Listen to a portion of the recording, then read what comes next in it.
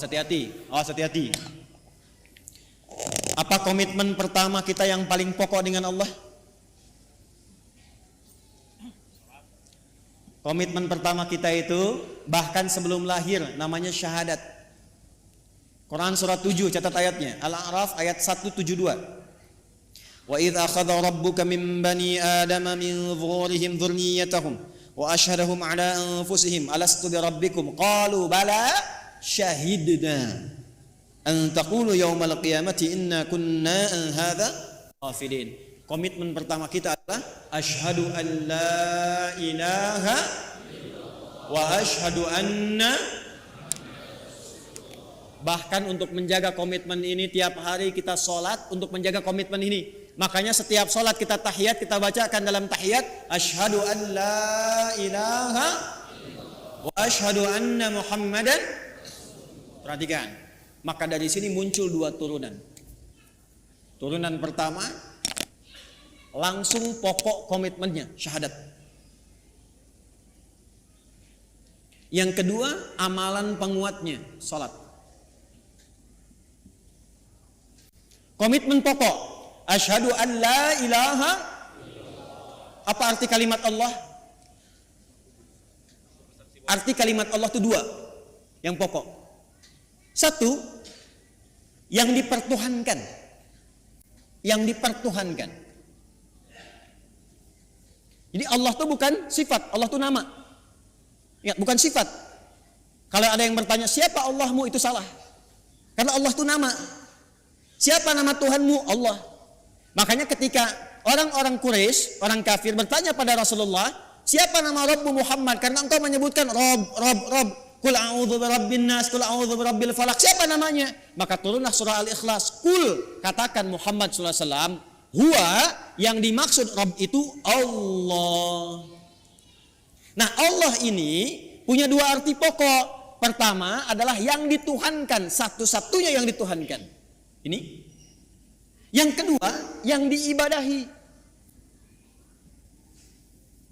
Kedua makna ini ada di Quran surah ke-20 ayat 14. Allah mengenalkan dirinya kepada Musa alaihi salam dengan dua makna ini.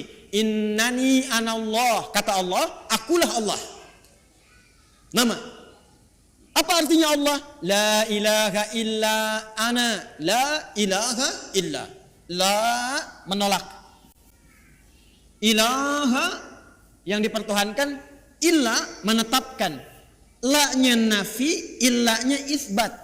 La ilaha, tidak ada satupun yang dipertuhankan. Illa, kecuali kata Allah, ana Allah. Kecuali saya, kata Allah. Maka kalau sudah mengatakan Tuhan saya Allah, Anda mengatakan asyhadu alla ilaha illallah, maka komitmennya jangan pernah menuhankan selain Allah.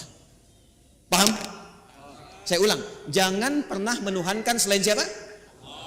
Ingat, kita menghormati keyakinan orang lain. Dan toleransi tertinggi dalam menghormati itu adalah tidak mencampuri ketuhanan di luar apa yang kita yakini. Karena itulah ayatnya berbunyi lakum dinukum la ikraha. Jangan ganggu, nggak boleh. Hormati saudara kita, yang Kristen, yang Hindu, yang Buddha, yang Konghucu, hormati. Tapi jangan campuri. Karena toleransi terbaik itu tidak mengikutinya. Silahkan masing-masing, jangan ganggu. Gak boleh merasa terganggu, tapi jangan ikut-ikutan. Gak usah ikut-ikutan. Toleransi tertinggi dalam akidah itu zero tolerance, supaya saling menghormati. Ya, karena kalau Anda datang ke tempat itu, Anda ingin menghormati tapi ikut-ikutan, itu terjadi sifat munafik nantinya. Ya, di lisan iya, di hati mengingkari. Itu gak boleh, Islam gak suka begitu. Antara lisan dengan hati itu harus sama. Ya, jangan sampai, mohon maaf, ya, lisannya berkata, ya ikuti senyum, tapi hatinya mengingkari. Salah sesembahanmu, itu bukan Tuhanmu. Nah, Islam gak mau begitu. Hormati orang lain, silahkan yakini apa yang Anda yakini. Kalau pengen tahu tentang Islam kami ajarkan, ya, tapi jangan ikut-ikutan. Dan tidak boleh mengganggu, itu yang paling indah. Lakum dinukum. Karena itu kalau sudah la ilaha il, asyhadu an la ilaha il, maka tidak boleh mengatakan kalimat ini. Camkan ini. Tuh.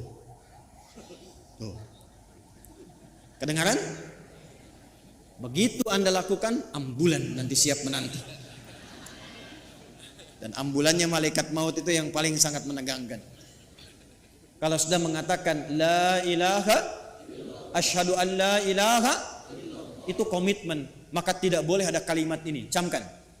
Semua agama sama, menuju pada Tuhan yang sama, cuman caranya beda-beda.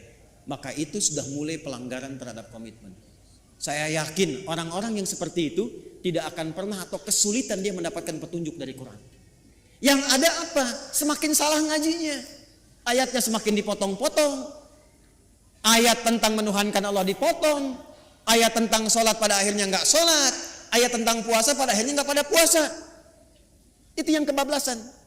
Di orang-orang kalau sudah begitu, apalagi mau ngolok-ngolok ayat, pada ujung-ujungnya nggak yakin tentang Qurannya sendiri. Dan kalau dites ngaji, ujungnya nggak bisa ngaji juga itu. Ini yang bahaya.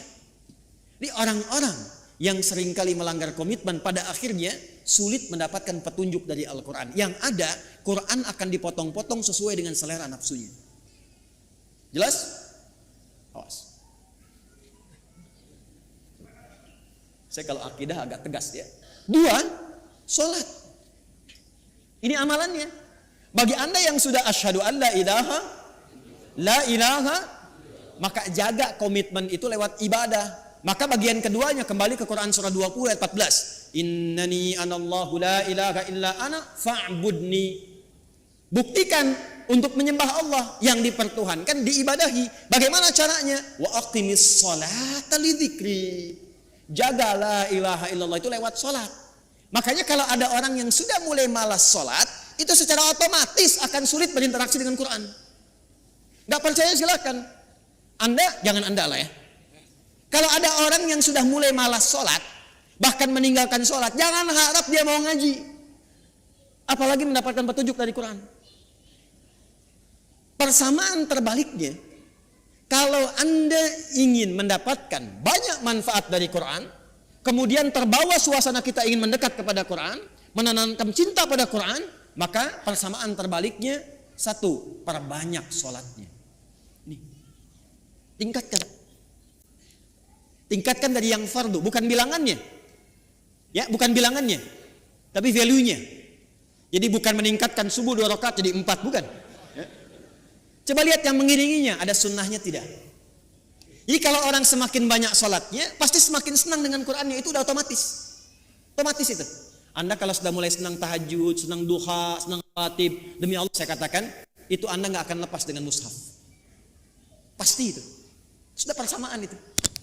Sudah persamaan. Jelas?